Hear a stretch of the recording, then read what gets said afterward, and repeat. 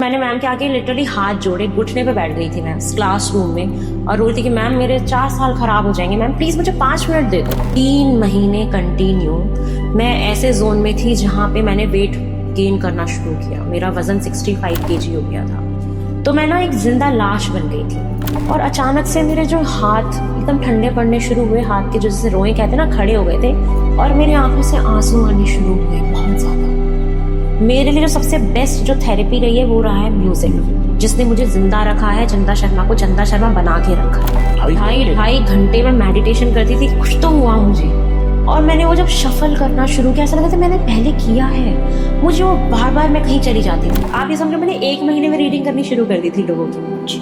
12 जुलाई को मैंने अपना चैनल बनाया 2024 में और गणेश चतुर्थी वाले दिन मेरा चैनल मोनेटाइज हो गया। आपने यूपीएससी छोड़ के अपनी डेस्टिनी को चूज किया। बहुत कम लोग कर पाते हैं। स्क्रैच से शुरू करना, आत्मसम्मान कि मैं जरूर कुछ करूंगी।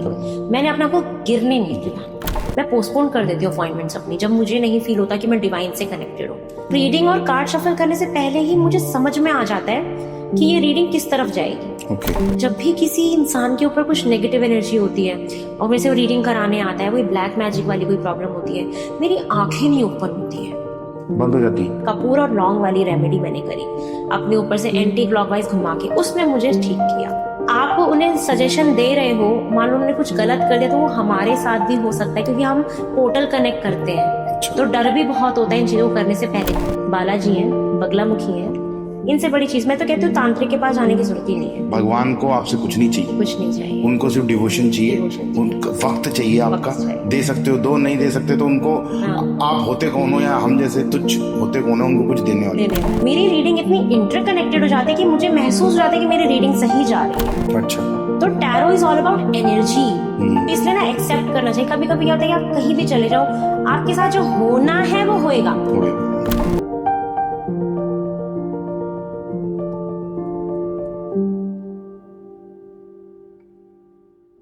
नमस्ते चंदा जी, बहुत बहुत बहुत स्वागत है आपका। नमस्ते आपको भी, धन्यवाद। तो फाइनली इतने दिनों से बात करते करते करते आज हमारा वो फाइनली दिन आ गया जब हम अब ये पॉडकास्ट शुरू करेंगे। फाइनली आज का एक ये दिन क्या बोलते हैं उसे लॉक किया जाए और स्टार्ट किया जाए। महादेव का नाम लेके हर हर महादेव शुरू करते हैं। तो चंदा जी, आप अपना जो नाम लिखते हैं पूरा चंदा आर शर्मा, यस। अच्छा, यहाँ पे आर लेटर इसलिए लगाया गया था कि इसको एक नंबर पे लाने के लिए, इसलिए प्रॉपर, क्योंकि चंदा शर्मा को जोड़ के 8 नंबर बनता था। अच्छा। तो उसको करेक्शन करने के लिए चंदा आर शर्मा यूज करते हैं। हाँ जी। मैंने आपके यूट्यूब पे कुछ वीडियोस देखे, आप बहुत अच्छे वीडियोस बनाते हो और आप देखने में भी लोगों को बहुत अच्छे लगते हो, लोग बहुत तारीफ करते हैं आपकी। उनको पर किसी को भी ना ये नहीं पता कि चंदा शर्मा बनी कैसे, क्या उनकी जर्नी रही, कैसे वो इस मुकाम तक पहुंची कि वो अपने आप को ये बोल सके।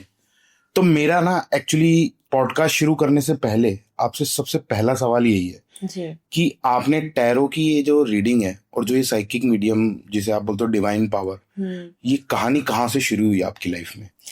तो कहानी जो शुरू होती है, ये चीज ही मेरे दिल के बहुत ज्यादा करीब है क्योंकि ये चीजें बहुत ऑल ऑफ द सडन अचानक हुई। मैंने सोचा भी नहीं था कि मतलब टैरो क्या होता है, डिवाइन पावर्स क्या होती है, मैं इन चीजों में थी ही नहीं।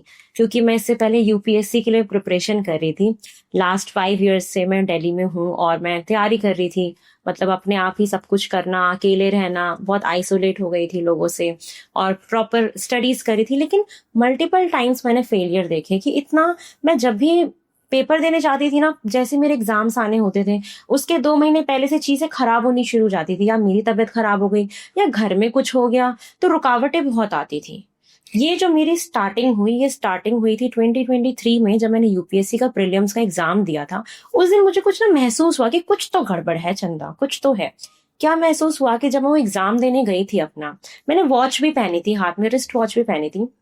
एग्जाम को खत्म होना था 11 बजे, लेकिन पता नहीं मेरे दिमाग में जैसे कुछ ऐसा बंधा हुआ था, मेरा दिमाग ऐसा बंध गया था कि एग्जाम 11:30 खत्म होगा। तो मैंने प्रीलिम्स का जो पूरा पेपर था पूरा प्रॉपर अच्छे से सॉल्व किया, बहुत अच्छे से। और मैं वो जो OMR शीट होता है वो मैं भर नहीं पाई। और लास्ट में मुझे मैम ने जब बोला कि सिर्फ आपके पास 5 मिनट बचे हैं, आप लोग अपना भर लो, मैं आपसे लेने वाली हूँ। मैंने अपनी घड़ी देखी, मैंने कहा अभी तो 11 बजने वाले हैं। मैंने कहा 11 बजे पेपर खत्म होगा।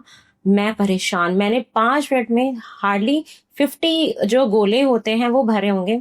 मेरे को समझ में आ गया था कि मेरा प्रीलिम्स नहीं निकलेगा। वहीं पे ही जब मैम मेरे से शीट ले रही थी तो मैंने मैम के आगे लिटरली हाथ जोड़े घुटने पे बैठ गई थी मैं क्लास रूम में, और रोती कि मैम मेरे 4 साल खराब हो जाएंगे, मैम प्लीज मुझे 5 मिनट दे दो, प्लीज मुझे 5 मिनट दे दो। मैम ने मुझे नहीं दिए। और उसके बाद जैसी ही मैम गई, मैं वहीं पे ही बाहर निकली क्लासरूम के, मैं वहां पे नीचे बेहोश होके मैं बैठ गई, गिर गई। और मैं बहुत जोर जोर से रोने लगी कि मैम मुझे 5 मिनट दे देते, मैम मुझे 5 मिनट दे देते, मेरा एग्जाम मेरा क्लियर हो जाएगा, मैम मेरा एग्जाम क्लियर हो जाएगा। किसी ने नहीं सुना, किसी ने भी नहीं सुना। अब उनकी भी गलती नहीं थी, जो रूल्स हैं वो तो रूल्स हैं। प्रिंसिपल्स आ गए, सारे टीचर्स आ गए, सबने मुझे बहुत काम डाउन किया कि कोई बात नहीं बेटा, कोई बात नहीं, नेक्स्ट टाइम नेक्स्ट टाइम। वो लोग कह तो रहे थे कि नेक्स्ट टाइम, बट उस वक्त जो मेरा दिल था ना, वो क्या हो रहा था उस वक्त मेरे अंदर, क्या तूफान चल रहा था, कोई सोच नहीं सकता उस चीज को। फिर जैसे तैसे मैंने अपने एक फ्रेंड को कॉल किया। उसके बाद उसने बोला कोई बात नहीं, आप अपना सी सेट का पेपर दो। सी सेट दिया, अब जैसे हुआ जैसे तैसे मैंने उसको दिया, अब मन तो खराब हो ही चुका था। उसके बाद मैं घर आई, ऐसा मैं गंदा डिप्रेशन में गई, मतलब मैं अपने बिस्तर से उठ नहीं पा रही थी। 3 महीने कंटिन्यू मैं ऐसे जोन में थी जहां पे मैंने वेट गेन करना शुरू किया। मेरा वजन 65 kg हो गया था, बहुत ज्यादा मेरा वेट गेन हो गया। मैं मम्मी को बोल के सिर्फ रोती सिर्फ रोती सिर्फ रोती, लेकिन मेरे ऊपर कुछ रिस्पॉन्सिबिलिटी थी कि मैं टीचर थी, मुझे पढ़ाना था बच्चों को। तो मैं ना एक जिंदा लाश बन गई थी। ऐसा मेरे साथ समय था कि मैं जाती थी, तैयार होके बच्चों को पढ़ाया, आई मैं, और एकदम लाश की तरह मैं हूँ। उसके बाद मुझे कुछ नहीं पता अपने आप को, मतलब मैं लेकिन थोड़ी इस टाइप की थी, इंट्रोवर्ट पर्सन हूँ मैं। लोगों को मैं लगता है कि मैं बहुत एक्सट्रोवर्ट हूँ सब, क्योंकि मैं सबसे बात करती हूँ, लेकिन जो इमीडिएट पीपल मेरे बहुत कम है जिनसे मैं अपनी मन की बात कहूँ। कभी आज तक ऐसा हुआ नहीं कि मैं किसी को अपनी इंटरनल फीलिंग्स मतलब बता पाऊँ कि मैं क्या महसूस कर रही हूँ और मेरे साथ क्या हुआ ये चीजें। मैं बहुत टूट गई थी, बहुत ज्यादा टूट गई थी मैं कंफ्यूजन में कि मेरे साथ हो क्या रहा है, जो मैं चाहती हूँ वो हो नहीं रहा, कितनी मैंने मेहनत कर ली वो चीजें हो नहीं रही। उसके बाद मैं किसी एक एस्ट्रोलॉजर के पास गई थी, तो उन्होंने मुझे बताया कि आप मेहनत करो, ये रेमेडीज करो और चीजें आपकी ठीक होंगी, आप प्रिपरेशन करो, आपके उसमें है गवर्नमेंट जॉब। मैंने कहा अच्छा ठीक है। तो मैंने वो रेमेडीज करी, उससे एक्चुअली बहुत असर पड़ा, ऐसे नहीं कि नहीं पड़ा। मैंने मंदिर जाना शुरू किया, मैंने महादेव की पूजा करनी शुरू करी। जब मैं मंदिर जाती थी तो अपने आप ही अंदर से जैसे मन करता था कि मैंने दिया लिया, फूल रखे हाथ में, दिया लिया, और मैं ओम नमः शिवाय ना एकदम मैं सुन हूँ, सुन, दिमाग में कुछ भी नहीं चल रहा, कुछ भी नहीं चल रहा, आंखें बंद है, ओम नमः शिवाय का उनके सामने खड़े होकर जाप करती थी। और एक कंटिन्यू मैंने काफी दिन तक किया, 1.5 से 2 महीना किया होगा। अब इसमें मेरे साथ बहुत सारी चीजें होनी शुरू हुई कि जैसे मैं भगवान से पूछती कि मेरे साथ क्या हो रहा है, आप मेरा करियर क्या है। मैं लॉस्ट, मैं एकदम लॉस्ट, मुझे समझ नहीं आ रहा कि मैं कहाँ जा रही हूँ, जिंदगी कहाँ जा रही है, मैं क्या करूंगी, मेरे लिए क्या करियर बेस्ट है, मुझे कुछ नहीं समझ में आ रहा। सब कहते हैं कि गवर्नमेंट जॉब है लेकिन लग नहीं रही, जॉब है लेकिन लग नहीं रही। मैं जब भी जाऊं पेपर देने कुछ गड़बड़ हो जाए, और वैसे मॉक टेस्ट मैंने इतने सारे दे, मैं टॉप 10 में रैंक आती थी, टॉप 100 में रैंक आती थी मेरी। अच्छा। तो ये चीजें हुई। फिर मुझे कुछ चीजें ना फील होनी शुरू हुई। जब मैं पूजा करके घर जाती थी, मैं चींटियों को भी खिलाती थी, तिल विल ये सारे जो भी चीजें होती हैं, डॉग्स की सेवा करना, पैट्स के साथ, एनिमल्स के साथ बहुत लगाव था मेरा। एक बार क्या हुआ कि शाम के टाइम में मैं पूजा कर रही थी अपने घर में, और अचानक से मेरे जो हाथ एकदम ठंडे पड़ने शुरू हुए, हाथ के जो जैसे रोए कहते हैं ना, खड़े हो गए थे, और मेरी आंखों से आंसू आने शुरू हुए बहुत ज्यादा। अचानक से अपने आप में रोना शुरू कर दूं, बहुत ज्यादा मैं बहुत रोई। मैं एकदम ना कट ऑफ हो गई थी सोसाइटी से। मैं किसी से कोई बातचीत नहीं करना पसंद करती थी। पेरेंट्स से कर लिया, दिखावे के लिए कर लिया, रील्स बना ली, डाल दिया, ये इन चीज का शौक था, क्योंकि इससे मैं अपने डिप्रेशन को ओवरकम करने की कोशिश कर रही थी कि मैं उन चीजों में ना जाऊं, मैं डिप्रेस ना हूं, जो मैं ऑलरेडी थी। तो मैं उन ये सारी चीजें करती रहती थी, मतलब गाने सुनना, मतलब म्यूजिक ने मुझे जिंदा रखा है। मेरे लिए जो सबसे बेस्ट जो थेरेपी रही है वो रहा है म्यूजिक, जिसने मुझे जिंदा रखा है, चंदा शर्मा को चंदा शर्मा बना के रखा है म्यूजिक। और हर मूवमेंट के हिसाब से गाने भी चेंज होते रहते थे, कभी कुछ इस तरीके से। तो अब मैंने जो महसूस किया पहली बार भगवान को, कि मैं उनसे कुछ कह रही थी, मैं प्रार्थना कर रही थी कि जो भी मेरे लिए बेस्ट है ना, जो करियर मेरे लिए बेस्ट है, क्या करना है मुझे मेरे जीवन में, मुझे समझ नहीं आ रहा भगवान, मुझे कुछ रास्ता दिखाओ। मैं ये प्रार्थना करके सोई, मैं मेडिटेशन करना मैंने शुरू किया, अपने आप अंदर से ही मन करता था कि मैं मेडिटेट करूं। तो जब मैंने उनसे कुछ प्रार्थना करी तो यूट्यूब पे क्या हुआ, अचानक से कुछ टैरो रीडिंग्स आनी शुरू हुई। तो एक ऐसा चैनल मेरे को टकराया, मैंने जिनकी फर्स्ट टाइम अपनी टैरो रीडिंग्स देखी। जब मैंने वो रीडिंग देखी, वो मुझसे इतनी रेजोनेट हुई, पास्ट प्रेजेंट फ्यूचर की वो रीडिंग थी, इतनी ज्यादा मैच हुई। तो जो उन्होंने फ्यूचर के लिए प्रेडिक्ट किया था, मैंने कहा अगर इतना अच्छा फ्यूचर है, मैं इस पे काम करना शुरू करती हूँ। मैंने वो चीजें काम करनी शुरू करी कि मुझे क्या करना चाहिए। लेकिन उससे भी पहले क्या हुआ कि मेरे साथ ना एंजल्स नंबर बहुत कनेक्ट हुए। मेरे को इतना ज्यादा एंजल नंबर मेरा पीछा करने लगे, मैं परेशान कि ये हो क्या रहा है मेरे साथ।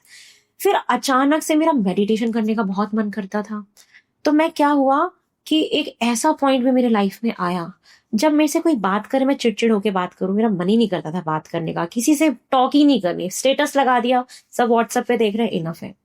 तो हुआ क्या कि अचानक से वर्कआउट करने का मन करना शुरू किया। मैंने वर्कआउट करना शुरू किया। मेरा ना जब वो स्पिरिचुअल अवेकनिंग का टाइम चल रहा था, मेरा वजन कम होना शुरू हुआ, सारी चीज में सुंदर लगने लगी और सुंदर होने लगी। पहले मैं मिरर में देखना पसंद नहीं कर रही थी अपने आप को कि मैं कैसी हो गई। मेरे को सुंदर लगना, मेरे को सेल्फ लव शुरू हुआ, कॉन्फिडेंस आना शुरू हुआ मेरे अंदर। सबसे जो कहते हैं ना हाई लेवल का जो मेरा जो स्पिरिचुअल अवेकनिंग का जो टाइम पीरियड था कि मैं 2.5 घंटा मेडिटेशन, अच्छा 2.5 घंटे में मेडिटेशन करती थी। कैसे करती थी कि अंधेरा कर दिया पूरे रूम में, कैंडल जलाई, अगरबत्ती जलाई, मैं साधना में बैठ गई। और जब मैं वो बैठती थी ना, पता नहीं मैं कहाँ कहाँ चली जाती थी। मुझे कुछ कुछ दिखता था, जैसे मैंने अपना पास्ट लाइफ भी देखा। और इवन जैसी मैंने वो चीज देखी थी ना, सबसे पहले मैंने फादर को कॉल किया था कि पापा मैंने ना ऐसा देखा। और मैंने पास्ट लाइफ में क्या देखा था कि जैसे मैं ये सारी चीजें पहले कर चुकी हूँ। तो मेरे को अचानक से अंदर से आया कि मुझे ना खुद टैरो रीडिंग करनी चाहिए।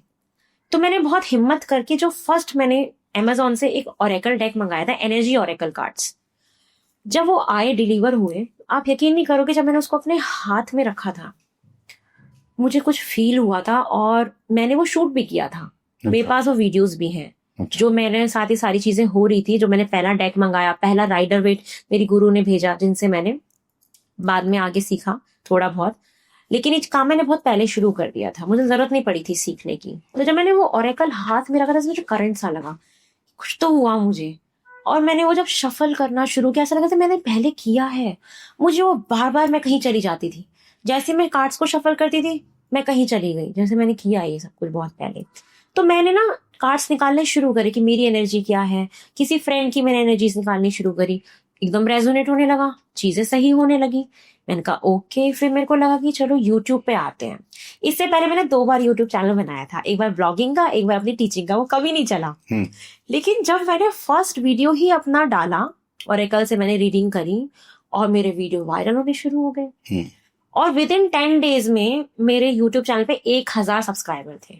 अच्छा, 10 दिन के अंदर अंदर। Very good. और अपने आप ही मैंने भगवान से ना प्रार्थना करा था। ये काम करने से पहले हुआ क्या था, मेरे को किसी ने सपोर्ट नहीं किया था। मतलब फैमिली को भी लग रहा था बेटा यूपीएससी करो, ये कर रही हो, मतलब हाँ सही बात है, कहाँ से कहाँ मतलब स्विच करना उनको भी डाइजेस्ट नहीं हो रहा था कि हाउ इज इट पॉसिबल। मुझे ही नहीं हो रहा डाइजेस्ट, कहाँ यूपीएससी। मैंने चैनल बनाया, मैंने 4 मंथ्स तक किसी को बताया ही नहीं कि मैं ये काम कर रही हूँ। बस सिर्फ मम्मी को बाद में 1 महीने बाद मैंने अपनी सिस्टर को, मम्मी को बताया। उनको पता था कि मैं कुछ तो कर रही हूँ, बट मैंने बताया नहीं कि मैं चैनल बना चुकी हूँ और मैं ये सब कर रही हूँ। तो in the mean time people were calling you and वो लोग आपसे डिस्कस कर रहे थे अपनी प्रॉब्लम्स। हाँ, मतलब आप ये समझो मैंने 1 महीने में रीडिंग करनी शुरू कर दी थी लोगों की। अच्छा, तो लोग आ रहे थे अपने आप आ रहे थे, और मतलब मेरी रीडिंग एक्यूरेट भी जा रही थी। अच्छा। हुआ क्या कि मैंने लेकिन एक काम शुरू करने से पहले भगवान से बहुत प्रार्थना करी थी कि मैं ये शुरू तो करने जा रही हूँ, लेकिन आप मुझे बताओगे कि ये मेरे को करना है कि नहीं करना है, क्योंकि मुझे कोई सपोर्ट नहीं कर रहा है, या मुझे भी कुछ समझ नहीं आ रहा, क्योंकि मैं ना खुद डाइजेस्ट नहीं कर पा रही थी। एक्चुअली इन चीजों को यकीन करने में मुझे भी 3 से 4 महीने लग गए थे कि मैं ये कर रही हूँ। और मैं इतनी इनसिक्योर थी कि मैं कैसे बताऊं लोगों को, मैं कैसे अनाउंस करूं कि मैं इस काम को कर रही हूँ और मेरे साथ इतना सब कुछ हो रहा है। तो मैंने उनको बोला कि अगर मेरी वीडियोस वायरल होती हैं, लोग देखते हैं, मेरा चैनल लोग सब्सक्राइब करते हैं, मुझे ये हिंट मिल जाएगा कि महादेव मैं इस चीज के लिए बनी हूँ। तो मैंने ये काम करना शुरू किया, और वो 10 दिन में मेरा चैनल मतलब 1000 सब्सक्राइबर, और गणेश चतुर्थी वाले दिन मेरा चैनल मोनेटाइज हो गया था। अच्छा जी। जिस दिन गणेश चतुर्थी थी, 12 जुलाई को मैंने अपना चैनल बनाया 2024 में, और गणेश चतुर्थी वाले दिन मेरा चैनल मोनेटाइज हो गया, और विद इन 1.5 महीने बाद, 2 महीने बाद मैंने अपनी फर्स्ट इनकम यूट्यूब से मेरी आई थी। तो इसमें मेरे को अचानक से बहुत सक्सेस मिली, तो मैं समझ गई कि जो यही मेरी डेस्टिनी में था, और ये मैंने अपनी डेस्टिनी में ये चीज अनलॉक करी। अब ये चीजें कैसे ना, कि जैसे मैं बहुत छोटी भी थी ना, तो भी मुझे चीजें ना महसूस होती थी। जैसे मैं कोई फास्ट रखती थी या मैं कुछ भी करती थी, तो मुझे ना ऐसा था, मैंने इसे पहले भी किया है। अच्छा। बचपन में मैंने नेगेटिविटी भी अपने ऊपर देखी है, वो नेगेटिव एनर्जीज भी मैंने देखी है, फील करी है, जहां से मेरी जर्नी का डाउन फेज शुरू हुआ, कि जो मैंने चाहा था वो मुझे मिला नहीं, जो मैं करना चाहती थी स्टडीज में वो मैं पा नहीं पाई, जिस कॉलेज में मैं एडमिशन चाहती थी वहां हुआ नहीं, जैसा सोचा था वैसा मुझे मिला नहीं, स्ट्रगल मुझे मिला लाइफ में बहुत ज्यादा। और यूपीएससी का डिसीजन भी एक बहुत बड़ा डिसीजन था, जहां मैं अपना घर छोड़ के बाहर दिल्ली आई, और मैंने प्रेप किया, और अपने बलबूते पे मैंने किया कि मैं बच्चों को पढ़ा रही थी और मैं प्रिपरेशन कर रही थी, और जी जान झोंक दी थी मैंने। तो मेरे साथ ऐसे हिलाने वाले इंसिडेंसेस हुए, लेकिन मैंने भगवान की अनुभूति करी है साक्षात। कब करी? मैं बहुत रो रही थी, मतलब आप सोच नहीं सकते कि 2024 में मैं इतना रोई हूँ टिल जून तक। अब मत रोने लग जाना। अब नहीं रोना मुझे। तो जब मैं मेडिटेट करी थी ना, तो मुझे अचानक से फील हुआ कि किसी ने मेरे सर पे हाथ रखा है, और मेरे को जो अनुभूति हुई कि जैसे कोई सफेद लाइट मेरी तरफ आई है, वो मेरे सर से लेके ऐसे ऊपर से नीचे तक चली गई है। मैं लेटी हूँ, कोई सफेद लाइट आई है, वो मेरे ऊपर से चली गई है। उसके बाद जो मेरे अंदर स्ट्रेंथ आई है, मैं कभी रोई नहीं। उसके बाद मैं रोई नहीं, और मैं आगे बढ़ती गई, और मैंने अपने सपने को, जो मुझे चाहिए था, दुनिया क्या बोलेगी, कौन क्या बोलेगा, तुम यूपीएससी नहीं कर रही, तुम ऑकल्ट में चली गई, कौन क्या बोलेगा, मैंने सब कुछ छोड़ दिया। तो यही मेरी डेस्टिनी में लिखा है, तो मैं यही करूंगी। उस दिन मुझे यकीन हुआ कि डेस्टिनी होती है, मतलब कुछ होता है, और ये सब कुछ पास्ट लाइफ के ही मेरी चीजें हैं, क्योंकि मैंने इसको सीखा नहीं था टैरो को। मैं टू बी वेरी ऑनेस्ट आपको बताती हूँ कि जब मैं अपने आप ही सब कुछ कर रही थी, जुलाई में मैंने चालू कर दिया था ये सारा काम, और अगस्त में मैंने फिर भी सोचा कि मैं एनरोल करा देती हूँ। तो मैंने एक हफ्ते का मैंने टैरो सेशन मैंने ज्वाइन किया था, जो 1 हफ्ते की वर्कशॉप थी। लेकिन उस 1 वीक में भी जो वर्कशॉप जो चल रही थी, मेरे को उसमें इंटरेस्ट नहीं आता था ज्यादा। अच्छा। क्योंकि मैं कार्ड्स को अपने वे में रीड करना पसंद करती थी, तो वो ज्यादा मेरे लिए वर्कआउट नहीं किया। बट उन मैम ने ही मुझे फर्स्ट राइडर वेट जो है वो सेंड किया था। मुझे फील हो रहा था कि ये चीजें मैं कर चुकी हूँ पास में, मेरे को इतनी नॉलेज कैसे हो रही है, मुझे कैसे ये सब कुछ आ रहा है, मुझे बहुत इजी लग रहा है ये सारा काम। बहुत कॉन्फिडेंस अंदर लाके भगवान से प्रार्थना करके मैंने कंसल्टेशन शुरू करी। और जब मैंने कंसल्टेशन शुरू करी, तो अब 1 महीने तक तो कुछ समझ नहीं आ रहा। आप रीडिंग दे रहे हो, लोग 1 मंथ की रीडिंग करा रहे हो। 1 महीने बाद जब मेरे पास फीडबैक आने शुरू हुए, आपने बोला था ये हो गया, आपने बोला था ऐसा हो गया, मेरे को समझ में आया कि कुछ तो मैं कर रही हूँ, सही कर रहे हो, सही बात। और मैं सही कर रही हूँ जो भी कर रही हूँ। और अभी तक मेरे पास सारे क्लाइंट रिपीटिंग है।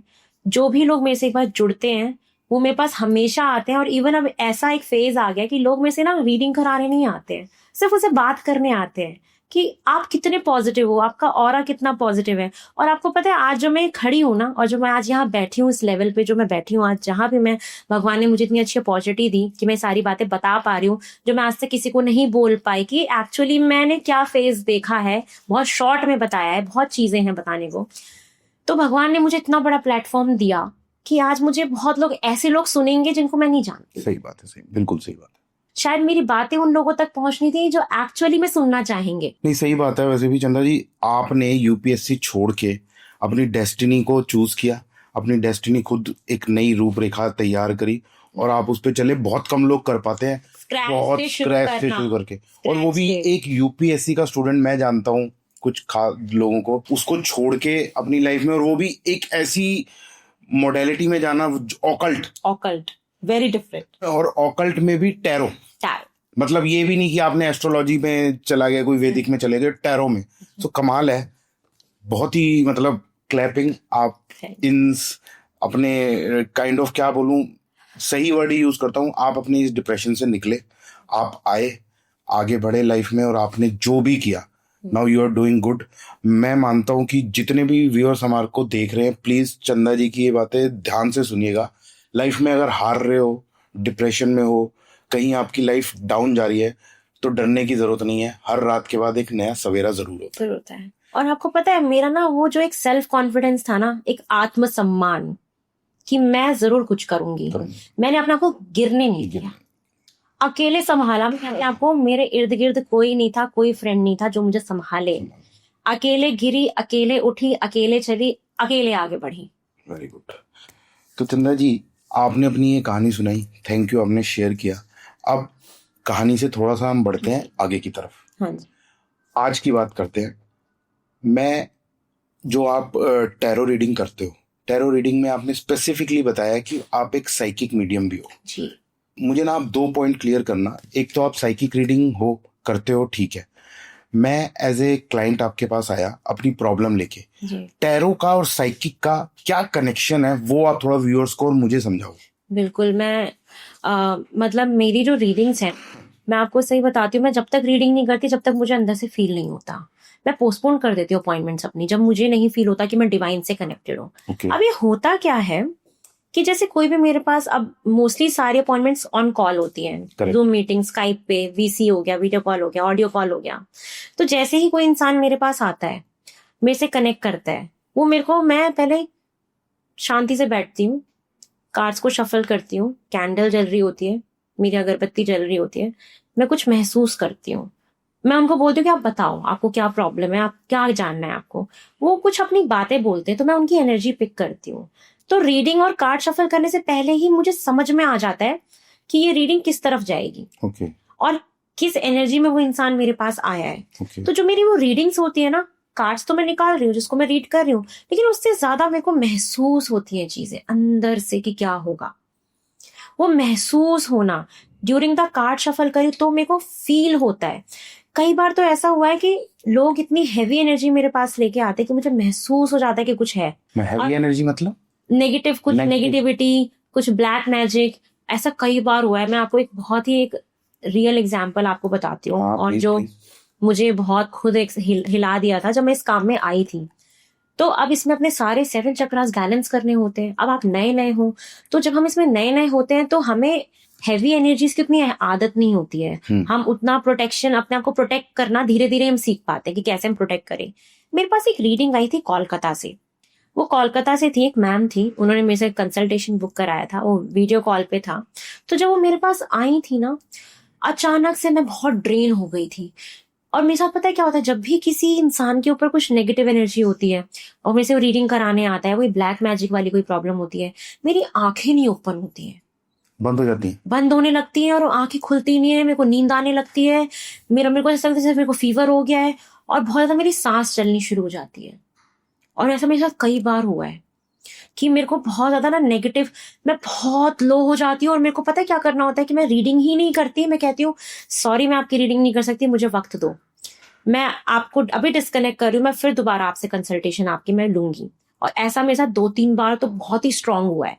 तो जब ये हो जाता है, आप डिस्कनेक्ट करते हो, फिर क्या करते हो? फिर उसके बाद आप यकीन नहीं करोगे, मुझे अपनी एनर्जी को बैलेंस करने में इतना वक्त लगता है, आधा घंटा एटलीस्ट, कि मैं करती क्या हूँ, मेरे साथ क्या हुआ था जब ये फर्स्ट टाइम मैंने एक्सपीरियंस किया। अब तो मैं बहुत बैलेंस्ड हूँ, अब मुझे फील हो जाता है, मैं अपने आप को बैलेंस भी कर लेती हूँ, प्रोटेक्शन भी काफी रखती हूँ। उस टाइम में नहीं थी तो इतना नहीं था।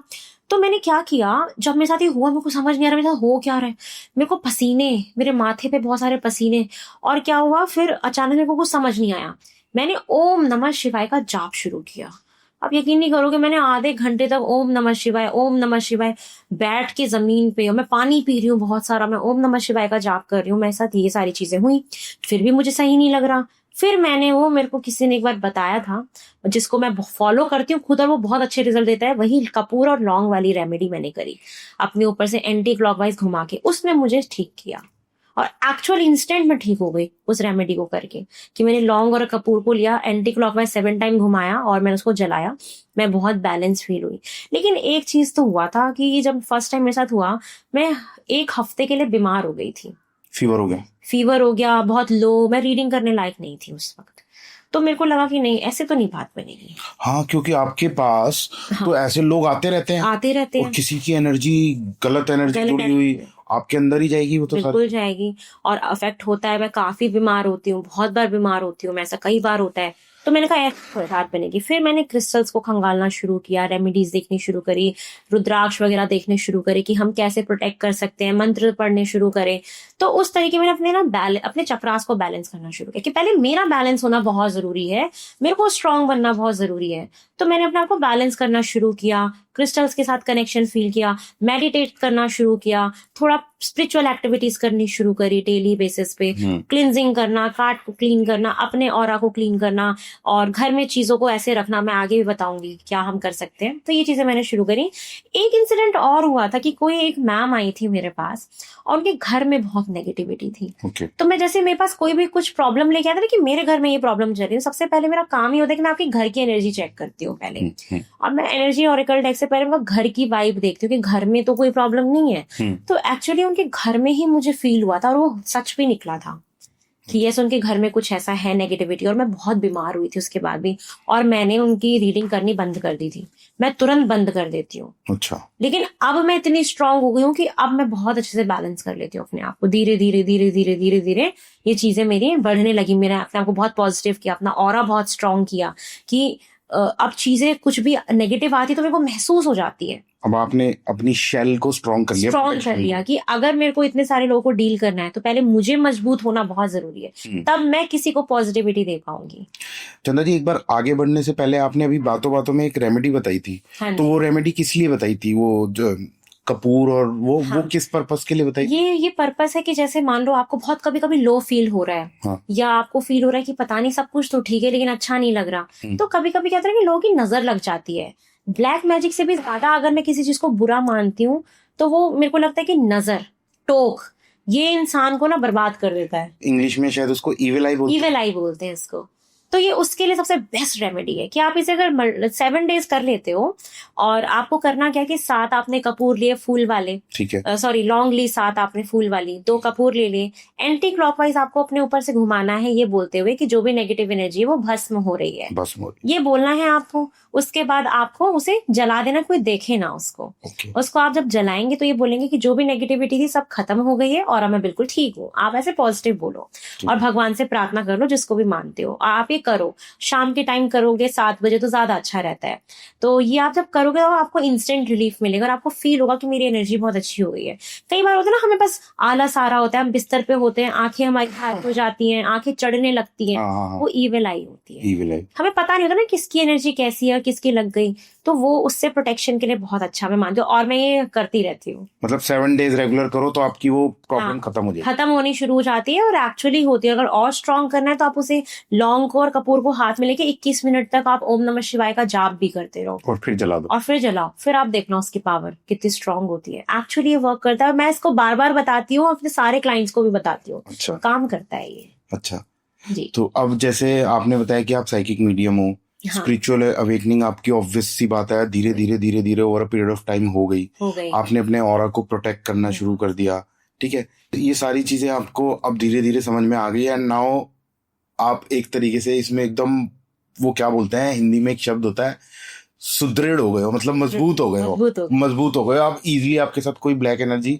नहीं आ सकती। पर कुछ लोग जिनके ऊपर आई हुई होती है और जो आपके पास आते हैं, जैसे आपने बताया कि आपके ऊपर ब्लैक एनर्जी आ गई, पर कुछ बहुत स्ट्रांग वाली भी तो आ जाती होंगी, बहुत ही स्ट्रांग वाली एनर्जी आ गई या कुछ हो गई, तो आप उसकी हीलिंग, उनकी हीलिंग कैसे करते हो? अपनी तो आपकी समझ में आ गई कि आपने आपका ऑरा प्रोटेक्ट, उनकी हीलिंग कैसे करते हो? जैसे कि कभी कभी क्या होता है ना कि मेरे को किसी को रेमेडी से रिलेटेड बतानी भी है नहीं बतानी, मैं पहले खुद ही पूछ लेती हूँ अपने आप से। अच्छा। कभी कभी क्या होता है ना कि हम वो चीजें पीछे भी पड़ जाती हैं। अगर आप कभी कभी इतनी हैवी चीजें हो जाती हैं किसी के ऊपर बहुत ज्यादा कि आप उन्हें सजेशन दे रहे हो, मान लो उन्होंने कुछ गलत कर दिया, तो वो हमारे साथ भी हो सकता है क्योंकि हम पोर्टल कनेक्ट करते हैं। अच्छा। तो डर भी बहुत होता है इन चीजों को करने से पहले। लेकिन हाँ, एक तरीका है कि आप कैसे बच सकते हो। कैसे? बहुत स्ट्रॉन्ग जो है ना, हनुमान जी, अरे बजरंग बली, जो मेरे को लगता है ना कि आप चाहे हनुमान मंदिर जाएंगे, वहां पे बैठ के हनुमान चालीसा पढ़ते हैं और वहां पे आपको बैठना है बहुत देर तक। कम से कम आप अगर किसी भी मंदिर में जाते हैं, मैं सबसे प्रार्थना करूंगी कि बहुत लोग आजकल जाते भी तो बहुत जल्दी रहती है, लेकिन मंदिर जाने का मतलब है वहां पे जाके कुछ देर बैठो, आपकी वो जो नेगेटिव चीजें हैं वो अपने आप धीरे धीरे हटनी शुरू होंगी। हनुमान चालीसा में बहुत ताकत है, बिल्कुल मानते हैं, बहुत ताकत है। I read it regularly. हाँ, हनुमान चालीसा में मैं इतनी ताकत मानती हूँ कि अगर आप हनुमान मंदिर जाके बैठ जाएं, वहां पे हनुमान चालीसा 7 टाइम्स पढ़ते हैं, वहां पे बहुत देर तक बैठे रहते हैं, प्रार्थना करते हैं, तो एक तो यही तक क्या है, आपकी एनर्जी धीरे धीरे ठीक होनी शुरू हो जाएंगी। क्योंकि मुझे ये लगता है ना कि हम पहले खुद हमें करना चाहिए जितना हम कर सकते हैं। अदरवाइज जब कुछ बहुत ही अलग लेवल का होता है तो इसको ठीक करने वाले वो अलग लोग तांत्रिक के पास जाते हैं, बहुत और भी चीजें चल रही होती हैं। तो हमारा काम क्या, हम बता सकते हैं लोगों को, मैं प्रिडिक्ट कर सकती हूँ चीजें, मैं गाइडेंस दे सकती हूँ। अब उसको ठीक करने के भी कई तरीके होते हैं, तो मैं उन चीजों में नहीं हूँ कि मैं वो सारी चीजें जो पूजा पाठ होती है वो सब मैं नहीं बता सकती, वो उसके लिए एक अलग मीडियम है। लेकिन जो मैंने अभी ये चीज बताई कि रुद्राक्ष, आप रुद्राक्ष अपने आप को प्रोटेक्ट कर सकते हो, आप हनुमान मंदिर हनुमान चालीसा से प्रोटेक्ट कर सकते हो। बगलामुखी आप चले जाओ, बगलामुखी में आप जाके पंडित से वहां पे पूजा कराओ, आपको छुटकारा मिल जाएगा किसी भी टाइप की एनर्जी से। बालाजी हैं, बगलामुखी हैं, इनसे बड़ी चीज मैं तो कहती हूँ तांत्रिक के पास जाने की जरूरत ही नहीं है। हाँ सही बात है, आप यहाँ पे भी जाके अपने आप को ठीक कर सकते हो, क्योंकि वहां की एनर्जी में, वहां में ही इतनी पावर है ना, वहां की जो एनर्जीज होती है वो इन चीजों को निकाल देंगी। लेकिन आपको वहां जाना पड़ेगा। कभी कभी क्या होता है ना कि इंसान पहुंच नहीं पाता। सही बात है, वो एनर्जी जाने ही नहीं देती। जैसे ही उसको ये पता चल गया कि आप पॉजिटिविटी की तरफ जाने वाले हो, आपको गिरा देगी। और यहाँ पे कहीं ना कहीं परिवार वालों का साथ होना बहुत जरूरी है। आप अकेले नहीं निकल पाओ, वो जाने ही नहीं देगी आपको। बिल्कुल सही। कई लोगों मैंने ऐसा देखा है। तो वहां पे फिर परिवार वालों का रोल बहुत इंपॉर्टेंट होता है कि वो आपको उस डायरेक्शन में लेके जाएं। से बहुत केसेस लोगों को पता भी है, लोग जानते भी ऐसा होता है, वो एक बहुत अलग ही लेवल की चीजें हो जाती हैं। तो ये चीजें हैं। लेकिन जैसे थोड़ा बहुत है, आपको नजर लगी है, बहुत नेगेटिव है, ईविल आई लग गई, तो आप ये चीजें करके ठीक कर सकते हो। और जो आपने जैसे बोला बातों बातों में कि हनुमान जी के मंदिर जाओ, जल्दबाजी करने की जरूरत नहीं भाई। भगवान को आपसे कुछ नहीं चाहिए, उनको सिर्फ डिवोशन चाहिए, वक्त चाहिए आपका। दे सकते हो दो, नहीं दे सकते तो उनको आप होते कौन हो, या हम जैसे तुच्छ होते कौन हो उनको कुछ देने वाले। उनको तो सिर्फ डिवोशन चाहिए। वहां पे भी जाके जो करके भाग कर रहे हो, कोई फायदा नहीं। एक्चुअली मैं आपको अपना एक ना बहुत अच्छा इंसिडेंट बताती हूँ कि जैसे मैं बहुत ज्यादा पसंद करती हूँ, दिल्ली में ये प्राचीन हनुमान मंदिर है, मैं वहां अक्सर जाती हूँ। सीपी में जो है अक्सर जाती हूँ। क्या हुआ, अब मेरे को थोड़ा discipline, I am a very discipline person, तो मैं लाइन में लग के, हम बड़ी बड़ी लंबी लंबी लाइन लगा के जाते हैं।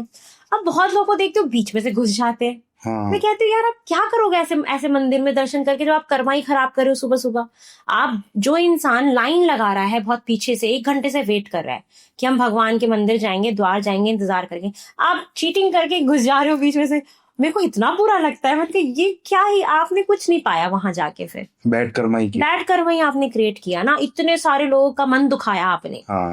बहुत सारे लोगों का दिल दुखता है, बिल्कुल दुखता है कि हम लाइन में खड़े और आप बीच में से चले गए। क्या फायदा ऐसे मंदिर जाने। मेरा तो कई बार एयरपोर्ट पे झगड़ा भी हो जाता है। वो मैंने भी एक दिन गुस्से में बोल दिया था कि मतलब हम पागल हैं, हम इतनी देर से यहाँ पे खड़े हुए हैं, आप सुबह सुबह ऐसा कर रहे हो, क्या फायदा मंदिर जाके। तो लोग थोड़े कॉन्शियस हो जाते कि बात तो सही है।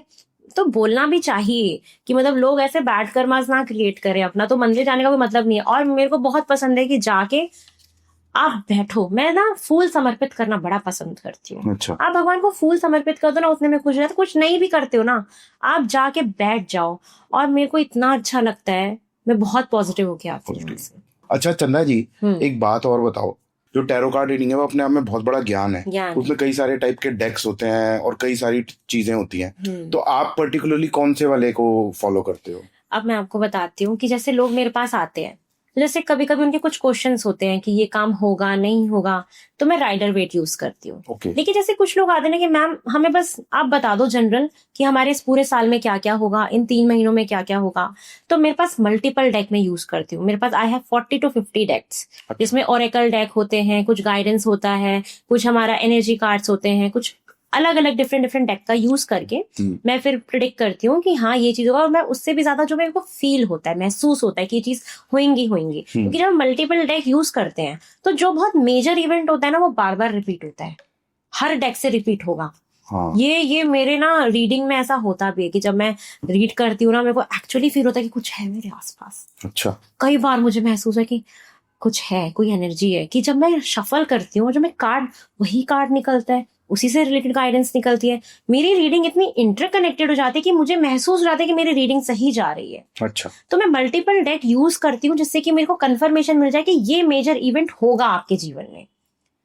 और कभी कभी क्या होता है कि जैसे मैं राइडर वेट यूज कर रही हूँ, मैं कोई आंसर निकालने की कोशिश कर रही हूँ, बट होता है कि कभी कभी आंसर मिल नहीं रहा होता, तब उसको क्लैरिफाई करने के लिए मैं और डिफरेंट डेक का यूज करती हूँ। अच्छा तो मेरे को अंदर से फील होता है कि मुझे ये डेक यूज करना है, ये यूज करना है। मेरे को जब तक मैं सेटिस्फाई नहीं होंगी, जब तक मुझे नहीं जवाब मिलेगा, मैं मल्टीपल डेक यूज करती रहती हूँ। तो यूजुअली कोई टाइम लिमिट नहीं होती, 1 घंटा भी लग जाता है, कभी 2 बिल्कुल, घंटा कभी और जब तक मुझे नहीं सेटिस्फेक्शन, मैं क्लाइंट को बोलती भी नहीं हूँ कि आपका टाइम खत्म हो गया, मैं रीडिंग नहीं करूंगी आपकी। अच्छा अच्छा तो मैं थोड़ा सा, जब तक मुझे नहीं सेटिस्फेक्शन मिलेगा, जब तक मुझे नहीं आंसर मिलेगा, क्योंकि मेरे को ना अंदर से ही फील होता है। मैं ऐसे नहीं कि कार्ड निकाला, उसको मीनिंग्स को रीड किया और बता दिया, नहीं। मेरा वो साइकिक वाला जो है ना, वो जो मीडियम में जो कनेक्ट करती हूँ भगवान से, वही चीज मेरे पितरों की बहुत बड़ी ब्लेसिंग्स है मेरे ऊपर। वो वर्ड एक्चुअली साइकिक अलग कहेंगे, हम इसको बोलेंगे डिवोशनल एनर्जी या डिवाइन पावर जो आपके साथ है ना, जो मेरे को एंजल्स मेरे को बहुत कनेक्ट करते हैं, बहुत गाइड करते हैं। मैं जब भी अपनी रीडिंग शुरू करती हूँ, प्रार्थना करती हूँ, एंजल से प्रार्थना करती हूँ। स्पिरिट गाइड्स होते हैं सबके अपने अपने, तो जो कुछ स्पिरिट्स होते हैं, जो एनर्जीज होती हैं, वो मेरा हाथ उसी कार्ड पे लेके जाएगी जो निकलना होगा, जो आना होगा, जो इंसिडेंट होना होगा। और मेरे को कभी कभी मेरे को महसूस हो जाता है कि ये रीडिंग गलत जाएगी, क्योंकि मैं अपने आप को बैलेंस जब नहीं होता, मैं रीडिंग करती ही नहीं हूँ। इसीलिए कि कई बार ऐसा हुआ है कि जब तक मुझे नहीं फील होगा कि मैं ठीक हूं, मैं तब तक कार्ड्स नहीं उठाती। अच्छा हाँ, जब तक मुझे अंदर से आवाज नहीं आएगी। ये नहीं कि बस आप करे जा रहे हो, नहीं। जब तक कि मुझे ऊपर से नहीं फील हो जाता, वो जो एनर्जीज में से कनेक्ट होती, क्योंकि जब मैं बैठती हूँ अपनी जगह पे, आप बिलीव नहीं करोगे, मुझे बहुत अलग फील होता है। मैं अभी यहाँ बैठी हूँ, वो एक अलग चीज है। जब मैं अपनी जगह पे बैठती हूँ, जहाँ पे मैं काम करती हूँ अपना, वहां एक एनर्जी अलग होती है, मैं अलग ही रूप में आ जाती हूँ। अच्छा, मुझे खुद ही नहीं फील होता कि मैं हूँ। मैंने बोला, मेरे साथ अक्सर ऐसा होता है कि मैं रीडिंग कर रही होती हूँ, मैं शूट कर रही होती हूँ, मैंने क्या बोला मुझे नहीं पता। मैं अपने वीडियोस खुद देख रही होती कि मैंने क्या बोला था। अच्छा, देन यू रियलाइज कि मैंने ये बोला। हाँ, देखने के बाद अक्सर ऐसा होता है हमेशा कि मैं रीड कर, मुझे नहीं पता लगता कि मैं क्या बोल रही हूँ। वो मेरे से लगता है कुछ बुलवा रही है, कोई चीज बुलवा रही है। ये मेरे साथ होता है। अच्छा, ये बहुत बार होता है। और मैंने टैरो नहीं सीखा था, ये सारी चीजें, ऑरेकल, इतने सारे डेक मैंने नहीं सीखे। अपने आप इंट्यूशन आ जाती कि ये चीज होएगी। तो एक बात बताओ, जो लोग कंसल्टेशन आपके पास करने आते हैं, यूजुअल प्रॉब्लम है, किसी को फाइनेंशियल इश्यूज चल रहे हैं, किसी के हेल्थ इश्यूज चल रहे हैं, किसी की मैरिज इश्यूज चल रहे हैं, किसी के रिलेशनशिप इश्यूज चल रहे हैं, सबसे ज्यादा लोग आपके पास अपनी क्या प्रॉब्लम्स लेके आते हैं? रिलेशनशिप सबसे ज्यादा जो प्रॉब्लम है आज के टाइम पे, वो रिलेशनशिप ही है। मैं आपको बताऊं, रिलेशनशिप से क्या होता है ना, कि रिलेशनशिप जब लोगों का ठीक नहीं होता, तो उसी से उनका करियर भी खराब हो जाता है। रिलेशनशिप लड़का लड़की वाले रिलेशनशिप ही आते हैं ना? ऐसा नहीं है। अच्छा, मेरे पास सिर्फ ये नहीं, मेरे पास ज्यादा एक्सपीरियंस मैरिड लोगों का है। मतलब जिनकी शादी हुई है, शादी हो गई, एक्स्ट्रा मैरिटल अफेयर हो गए, ये चीजें बहुत देखने को मिलती है। कि फिर मुझे उनको समझाना पड़ता है कि आपको चूज क्या करना है अपनी लाइफ में। और मेरी गाइडेंस कहीं ना कहीं लोगों को काम करती है। मैंने बहुत लोगों को पॉजिटिविटी की तरफ बढ़ाया है। एथिक्स कुछ कहते हैं ना, इंसान के सिद्धांत होते हैं, मेरे कुछ जीवन जीने के सिद्धांत हैं। और मैं अपने एथिक्स के अगेंस्ट नहीं जाती, जो कुछ सबके प्रिंसिपल्स होते हैं। कभी कभी मुझे लगता है कि आउट ऑफ द बॉक्स जाके लोगों को समझाने के लिए कुछ बताना पड़ता है या कुछ करना पड़ता है, तो ये चीजें हैं। लेकिन जो मैंने अपने इस टाइम पीरियड में जितना मैंने महसूस किया है, एक तो ब्लैक मैजिक का भी मैंने बहुत देखा है कि लोग बहुत परेशान हैं ईविल आई से, और रिलेशनशिप का बहुत प्रॉब्लम देखा है। ज्यादातर मैंने मैरिड लोगों का बहुत प्रॉब्लम देखा है रिलेशनशिप का, कि उनको समझ नहीं आ रहा कि हो क्या रहा है। शादी के बाद भी किसी और से आप अफेयर हो गया, वो चीजें बहुत हैं। तो ये चीजें हैं। करियर का उतना नहीं आता मेरे पास, मतलब मेरा जो एक्सपीरियंस रहा है वो रिलेशनशिप, क्योंकि कहीं ना कहीं रिलेशनशिप ठीक नहीं चलता तो लोग करियर पे ध्यान ही नहीं दे पाते। बिल्कुल सही बात। वहीं पे इतना वो डिप्रेस है, इतने वो है कि वो अपनी पावर्स को भूल जाते हैं। तो यूजुअली जब रिलेशनशिप से रिलेटेड लोग आते होंगे आपके पास, हाँ जी, तो आपको उनके कार्ड डेक में दिख जाता है कि भाई इनका रिलेशनशिप आगे पॉजिटिविटी तरफ जाएगा या नहीं जाएगा, तो आप उसको उसके हिसाब से गाइड करते हैं। और मैं आपको एक चीज और बताती हूँ, बहुत लोग मेरे पास ऐसे आते हैं जो बोलते हैं कि हमें करियर के लिए पूछना है, लेकिन जब मैं कार्ड्स निकालती हूँ ना, पता लग जाता है कि करियर नहीं, ज्यादा प्रॉब्लम रिलेशनशिप की है। बहुत चीजें मुझे ऐसी दिख जाती हैं जो वो मुझे बताते नहीं है, वो पूछने कुछ आए होते हैं, मैं बताना शुरू करती हूँ कि ये प्रॉब्लम आपकी ज्यादा, कहते हैं हाँ मैम हमसे बोला नहीं जा रहा था। तो ऐसा मेरे साथ कई बार हुआ, कई बार हो जाता है, कई बार ऐसा फिर आप उनको उसकी तरफ गाइडेंस देखो आप मेरे पास आए तो कुछ भी छुपेगा नहीं, पहली बात तो मुझे बहुत कुछ दिख जाता है, लेकिन कुछ कुछ चीजें ऐसी होती है जो हम बता नहीं सकते जब तक कि सामने वाला पूछे नहीं। जब कुछ बहुत ऐसी चीज मुझे दिखती है कि नहीं बताना बहुत जरूरी है, तो मैं बता देती हूँ। कमाल है। तो मोस्टली ये इसी टाइप के कनेक्शन आप ठीक कर देते हो। और सबसे अच्छी बात ये है कि मेरी प्रेडिक्शन एक्यूरेट जाती है, तो मुझे महादेव को मैं बहुत थैंकफुल होती हूँ कि ये सब वो करा रहे हैं। क्योंकि देखो कि बहुत लोग अलग अलग टैरो कार्ड रीडर्स के पास जाते हैं, लेकिन जरूरी नहीं है कि सबकी प्रेडिक्शन सच निकले। तो मैं लोगों को एक चीज पहले ही बोलती हूँ कि देखो आप लोग जब जाते हो किसी भी टैरो कार्ड रीडर के पास, आप एक बार जब रीडिंग कराते हो उनसे, जब आपका मैच होना शुरू हो जाता है, मतलब आपकी एनर्जी मैच हो गई, तो आप उनसे आप जब कंसल्टेशन लेंगे तो वहाँ एक्यूरेसी रेट थोड़ा ज्यादा रहता है। क्योंकि आप जब सबसे टैरो करा रहे हो, सबसे आपकी एनर्जी मैच नहीं करेगी। तो tarot is all about energy. ये चीज है एनर्जी के ऊपर, एस्ट्रोलॉजी होती है कैलकुलेशंस के ऊपर। तो टैरो एक एनर्जी है, तो हर टैरो कार्ड रीडर से आपकी एनर्जी मैच नहीं करेगी। करेक्ट। तो ऐसा नहीं है कि मैं बहुत सुपीरियर हूँ, मैं बहुत सुप्रीम हूँ कि मेरी तो हमेशा ही एक्यूरेट जाएगी। डिपेंड करता है कि आपको सही गाइडेंस मिलनी थी कि नहीं मिलनी थी, भगवान चाहते थे कि आपको सही रास्ता मिले कि नहीं मिले। और मैंने अक्सर नोटिस किया है कि मुझे लोग हमेशा फीडबैक में बोलते हैं कि आपके पास आने का मतलब हमारा अच्छा समय शुरू हो रहा है। और ऐसा अक्सर मेरे को भी फील होता है कि मेरे पास पहुंचता ही वही है जिसके लाइफ में कुछ अच्छा होने वाला है। नहीं, सही बात है चंदा जी। जो आप लोग, जैसे आप जिस ऑकल्ट में हो, एक तरीके से आप डॉक्टर हो। हाँ। आपके पास पेशेंट आया, आपकी दवाई उसको सूट करेगी नहीं करेगी, वो एनर्जी मैच होनी चाहिए। अब जैसे मैं किसी डॉक्टर के पास जाता हूँ, पुराने डॉक्टर हैं, उनकी ही दवाई मुझे सूट करती है और किसी की दवाई सूट नहीं करती, चाहे वो कितना भी अच्छा डॉक्टर क्यों ना, अच्छा डॉक्टर कितना ही कहीं से भी। तो ये डिपेंड करता है कि आपकी वाइब, आपकी एनर्जी किससे मैच कर रही है, किससे वाइब मैच हो रही है आपकी, तो वो आपको प्रॉपर गाइडेंस मिल जाती है।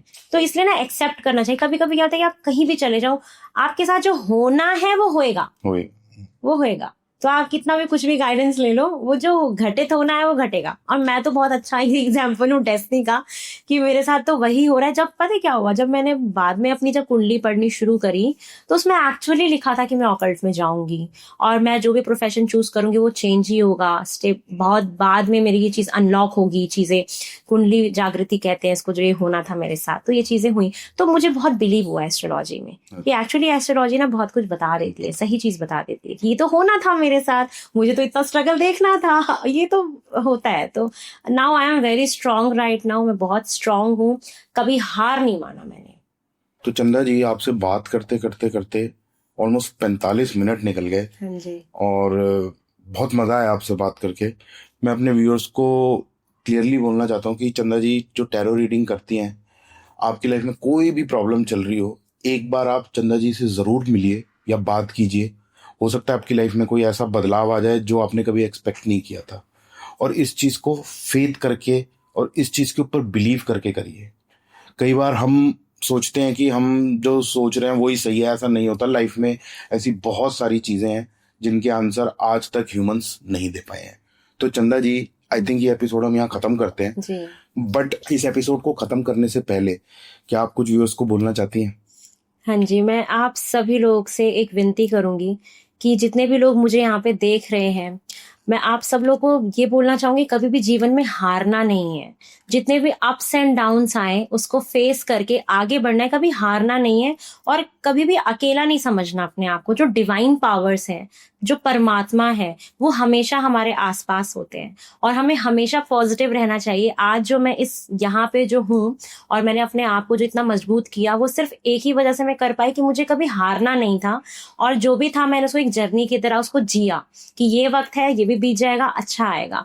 और आप जब भी कभी किसी के पास गाइडेंस के लिए जाते हैं तो एक मन में विश्वास होना चाहिए, एक फेथ होना चाहिए कि हम जा रहे हैं तो वो हमारे अच्छे के लिए हो रहा है, कुछ अच्छा होना है इसलिए हो रहा रहा है, उस पर फेथ करके अगर आगे बढ़ते हैं तो वो आपके जीवन में जो भी चीजें चल रही हैं वो बहुत कम हो जाएंगी और आप पॉजिटिविटी से वो चीजों को खत्म भी कर सकते हो। तो बीइंग, आप हमेशा अगर पॉजिटिव रहते हो तो आप कोई भी बैटल जीत सकते हो। और मैंने अपनी जिंदगी का बैटल जो भी जीता है सिर्फ पॉजिटिव होके ही जीता है। हर नेगेटिविटी में मैंने पॉजिटिविटी ढूंढी है कि इसमें क्या पॉजिटिव है, इसमें क्या पॉजिटिव है। तो फेथ रखो, डिवाइन पावर से फेथ रखो, परमात्मा में यकीन रखो, आप हमेशा आगे बढ़ोगे और अच्छे कर्मा करते जाओ। वाह, क्या क्या क्या बोलते थे, जय भोलेनाथ, जय बजरंग, जय बजरंग बली, जय श्री राम, हर हर महादेव। क्या अच्छी वाणी है। तो दोस्तों, आई थिंक ये एपिसोड अब हम यहाँ पे खत्म करते हैं। चंदा जी से जुड़ी बहुत सारी जानकारी, कैसे आप उनसे बात कर सकते हैं, कहाँ से आप उन्हें कनेक्ट कर सकते हैं, वो मैं इस अपने चैनल के डिस्क्रिप्शन बॉक्स में डाल दूंगा। प्लीज एक बार चंदा जी से जरूर बात कीजिए। कोई ना कोई आपकी लाइफ का सोल्यूशन, लाइफ से जुड़ी हर प्रॉब्लम का सोल्यूशन चंदा जी के पास आपको मिल जाएगा। तो चंदा जी, थैंक यू वेरी मच, आप आए, आपने अपना समय दिया, कीमती समय दिया आने के लिए। एंड मैं आशा करता हूँ कि जो लोग भी हमारा ये पॉडकास्ट देखे वो लाइफ में स्पिरिचुअल अवेकनिंग जैसे आपकी हुई और आप अपनी चीजों से निकल के बाहर आई, उनकी लाइफ में भी ऐसा कुछ हो। और जितने भी लोग जो इस टाइम परेशान हो रखे हैं वो ठीक हो। भगवान सबका भला करे। God bless all. Thank you for coming.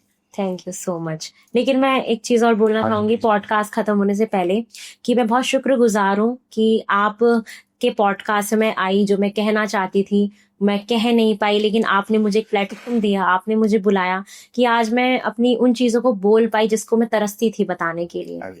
और आप एक ऐसा माध्यम बने हो, शायद महादेव ने भेजा आपको मेरे जीवन में कि मैं इस पॉडकास्ट के माध्यम से लोगों को मैं अपनी जर्नी बता पा रही हूँ। ये मेरे दिल के हमेशा बहुत नजदीक रहे। अरे हम तो बहुत बहुत शुक्रिया। Thank you. मैं तो बहुत ही छोटा वो हूँ, पर मैं जरूर चाहूंगा कि लोग ये देखें। और बहुत लोग चंदा जी ऐसी सिचुएशन से गुजरते हैं जब उनको लगता है सब खत्म हो चुका है, और कैसे उससे ओवरकम करना है ना, वो सीखना बहुत बहुत जरूरी है। और बहुत लोगों की लाइफ में इतना ज्यादा कुछ हो जाता है ना कि हम इमेजिन भी नहीं कर सकते। मैं नहीं इमेजिन कर सकता आपकी लाइफ में जो भी हुआ। आपने तो बहुत छोटे से में समझा दिया मुझे। मैं मतलब सोच भी नहीं सकता आप जितना आपने बताया कि आप कितना रोए और क्या जो जो हुआ है। हर एक की लाइफ की अपनी जर्नी होती है। खैर, एनीवे, थैंक यू। हाँ जी, हर हर महादेव। हर हर महादेव।